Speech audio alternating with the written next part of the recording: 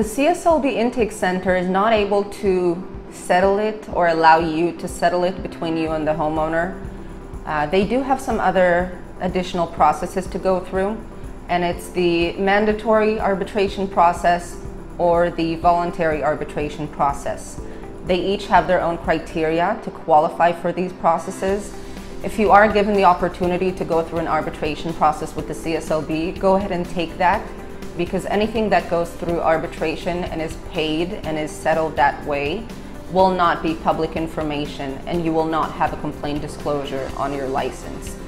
This is very important because once you do have a complaint disclosure on the license and it's public information, what occurred between you and your client, then it stays there for at least 5 years. And so any other clients that look at your license at that point will see that you've had an issue. It will continue to show up for 5 years after the issue has been resolved.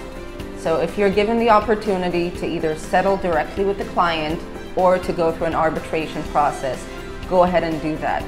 If something is not settled, then it gets forwarded to an investigator. At that point, the investigator can investigate anything in the business. They can ask about project documents, insurances, RMO involvement. If you have an RMO, the investigator will investigate your whole business. So if you get to that point, you want to make sure that you can present a clear case, that you've done everything to the best of your ability and your knowledge, that you've hired legal workers, subcontractors with a license, you have workers' comp, you have insurances. You want to make sure that you run a clean operation and that you can show it to the investigator. You can still get the case closed at that point, but it is going to be a little more difficult because the investigator is going to do a general investigation about your business.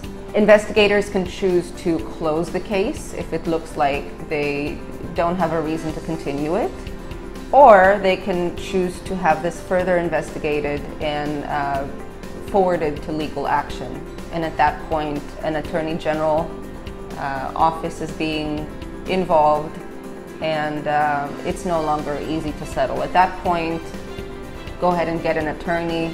You do need somebody there supporting you in getting your case settled and getting your story heard. Remember, if you are able to settle before the case is forwarded to an investigator, either during the intake center or during an arbitration process with the CSLB, go ahead and do that, because that will save you a lot of time and a lot of money later on, rather than going through the legal action process and having a complaint disclosure on your license for the next 5 or maybe 7 years, depending on the case.